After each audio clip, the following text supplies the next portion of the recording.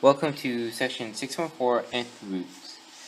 So before we talk about how to work with nth roots, meaning simplifying with radicals, I want you to be familiar with these numbers.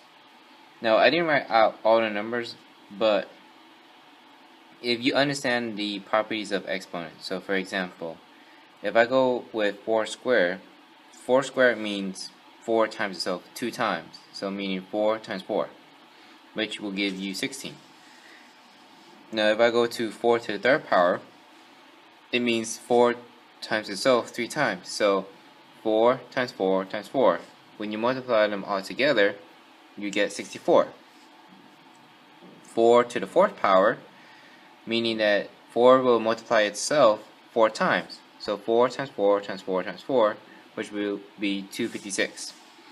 So what I want you to do is copy this in your notes, and you're going to go back to these notes with your numbers when you're simplifying radicals, when there is a radical problem that involves with numbers.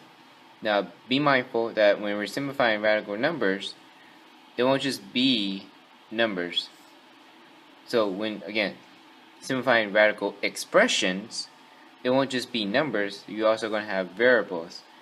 As long as you have this by your side, and if you just actually memorize or understand the patterns from how I went from squares to cubes to the fourth power to the fifth power, then you can actually work it out doing step by step, starting from the beginning. So if I were to try to figure out 3 to the fifth power, I can continue on from 3 squared to 3 to the third to 3 to the fourth to 3 to the fifth power. But make sure you have this on your side when you're simplifying radical expressions. And then we're going to be talking about how to simplify radical expressions with variables. Now before we go into simplifying radical expressions, let's go with the properties of what a radical expression has. Now here I wrote an example. When dealing with radical expression, we're not always going to be dealing with square roots. Here I wrote on the side of examples of different type of roots.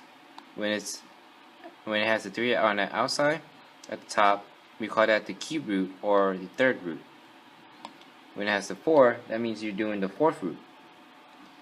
When it has the 5, you're doing the fifth root. And when you have the 6, you're doing the sixth root, and so on.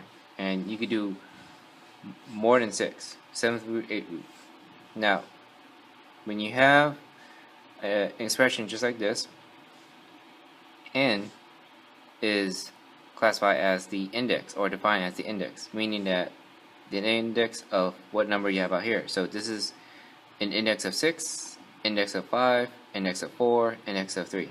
Now if you don't have a number outside, it just means an invisible 2. So this is what a square root would look like. It just have an invisible 2. So this one would have an index of 2. And then what you see, as some people call, the house or the squiggly line, we would call that the radical. That's the mathematical term for what we have here. Inside a radical, we call that the radicand. So, based on what you have on the index, you're going to simplify the expression based on your radicand, meaning what you have inside the radical. Now, in the previous chapter, we've been mainly working with square root, but in this section, we're going to be mainly working not just square root, but to the third root or the cube root, fourth root, or maybe a fifth root. But as long as you have the numbers on the side, knowing the properties of exponents, the perfect squares, the cubes, the fourth and to the fifth power, then it's going to be the same process when simplifying, regardless if you have the cube root, the fourth root, the fifth root, or the sixth root. Again, it's just the same process, just using different numbers, and the process when dealing with variables.